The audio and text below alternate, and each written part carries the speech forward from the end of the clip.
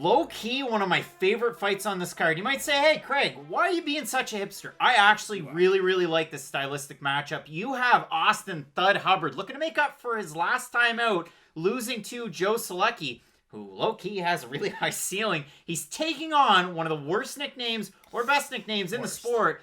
You have Dakota Harry Bush. And for Harry Bush, he's coming into this fight on short notice, replacing Natan Levy, who had a big win over on Contender Series. It's not Dan, it's not Eugene, it was Natan.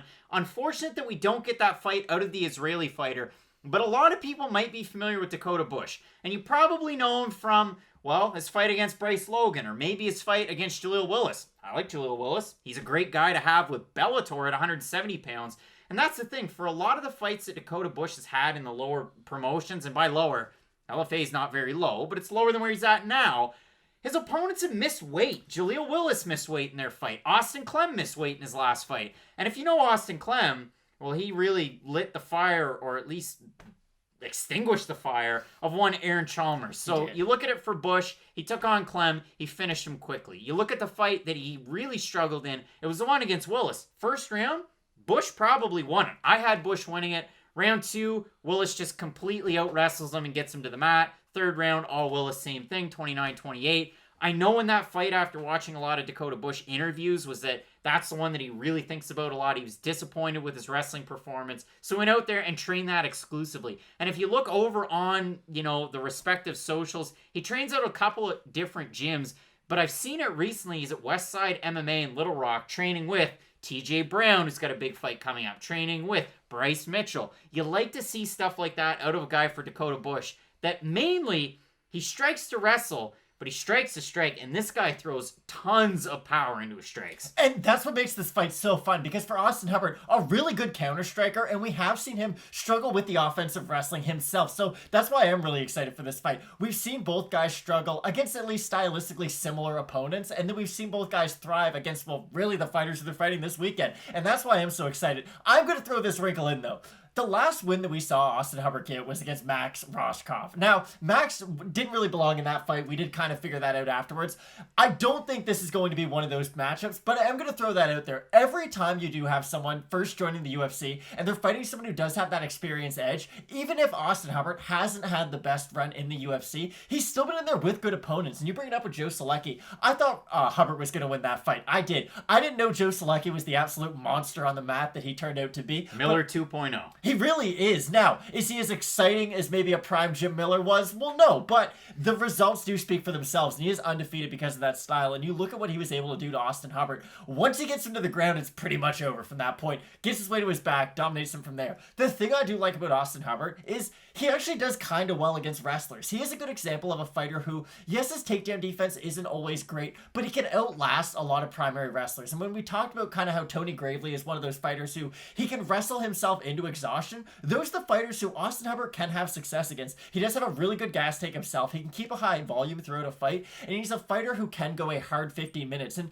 I'm even going to bring up the Marco Madsen loss, because that was a fight where I did think Austin Hubbard gained stock even in losing, because that fight to me was very similar to when Nina Ansaroff fought Tatiana Suarez, where you have this one overpowering wrestler versus kind of the jack of all trades on the other side. We saw, Austin Hubbard struggled a lot against that wrestling in the first 2 rounds, but in the 3rd round, once he was able to stuff some of those takedown attempts from the Olympic champion in Marco Madsen, he was piecing them up on the feet and having really good success. So for Hubbard, a lot of his success in the UFC is just from getting his back off the cage.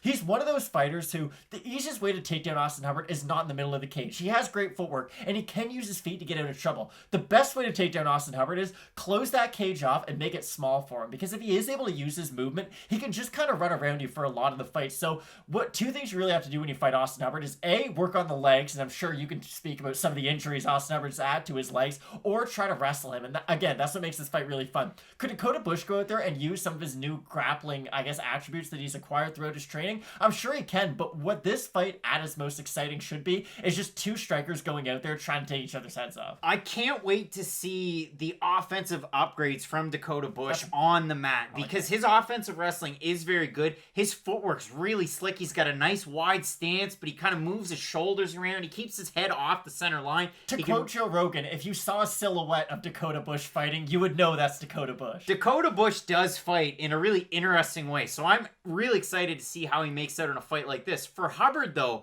again, 2-3 in his UFC run. He loses to Davi Ramos. Pretty good wrestler, very good at jiu-jitsu. He beats Kyle Prepolek, and then he gets compartmentalization syndrome in his calf, so that's kind of gross. He loses to Madsen.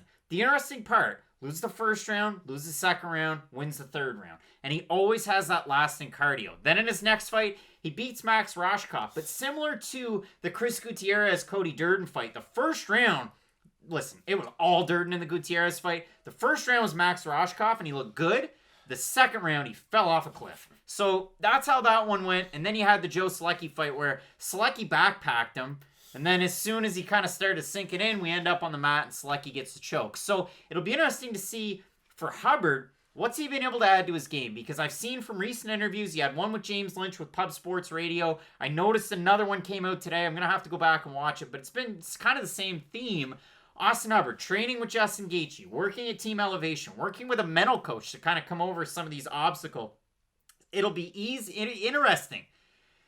Working some of these obstacles, it'll be interesting to see what we get out of Austin Hubbard in a fight like this. Because again, this is a well-matched one. It just depends how good is this prospect coming in here against a former LFA champ and a UFC vet of 5 fights. No, I couldn't agree more. And for me, I'm going to be really curious to see how much Dakota Bush does decide to wrestle, because let's say the first round isn't going well for him. Well, we know that the cardio of Austin Hubbard's going to hold up throughout those 15 minutes, no matter what kind of an output he is throwing. So for Bush, it will be interesting to see if he starts out shooting for takedowns in the first round, and if Hubbard is able to defend those first few takedowns, I do expect it going in Hubbard's direction as the fight progresses. For Bush, I think he has to get off to a very, very good start, and hopefully just try to damage Hubbard to the point where that lasting cardio won't be as effective in that later third round. Because one of the few things I can guarantee is if this fight does make it to a third round, I do like Austin Hubbard's chances to at least win that third. He is a fighter who maybe his output isn't like Tony Ferguson where we see this massive uptick as he progresses, but I know he passes the eye test when it comes to cardio. I've seen him in hard fights where in that third round he is still throwing, and that really does mean a lot. For Austin Hubbard, and again, this fight was just announced on Monday night, he's a -175 favorite. The line hasn't moved a whole lot. For Dakota Bush, Harry Bush, +145. If we look at the Topology votes, it's going to be a limited sample size, 534 of them, 77% Hubbard, 84% by decision. For the 23% that have Bush to win, 46% by submission. It's a definite possibility, and I do like Dakota Bush as far as a fighter's concerned. He's been a guy that's cornered some UFC fighters. Yes, heavyweight Jake Collier, he has cornered before, so he's worn the UFC colors. What about middleweight Jake? He's a guy that comes out of Cuba, Missouri. Matt, I did my research for this one. Do you know what they have in Cuba, Missouri? Well, no. 3,000 people, just about. They have the Wagon Wheel Motel, formerly the biggest rocking chair in the world. It now belongs to a town in Illinois, and it's 4 miles outside of Cuba, but all kinds of stuff that you just didn't know before. As far as this fight's concerned, I like the experience factor in this one from Hubbard. So I will ever so slightly go with Hubbard, but if there's an opportunity for a finish in this one, it's Dakota Bush's. I don't know about that. I do think Austin Hubbard could finish Dakota Bush. Again, I'm not predicting a similar fight to Roshkov, but if Hubbard is able to defend those early takedowns and really have that uptick in volume in that second and third round, we might be able to see a TKO from Hubbard in the later rounds of this fight. But for me, I do like Hubbard by decision. I do think he will be able to defend those takedowns of Dakota Bush. And if Bush does fatigue himself going for those takedowns, well, you're just going to be a fish out of water in that second and third round against a guy with really good volume, really good combinations in Austin Hubbard. I like Hubbard in this one. Matt, we're both going with Thud, Austin Hubbard, to get the win. Really looking forward to the fight in the short notice arena. It should be a good one. Keep locked in with Fight Night Picks, Matt. As we always say, let's get into it.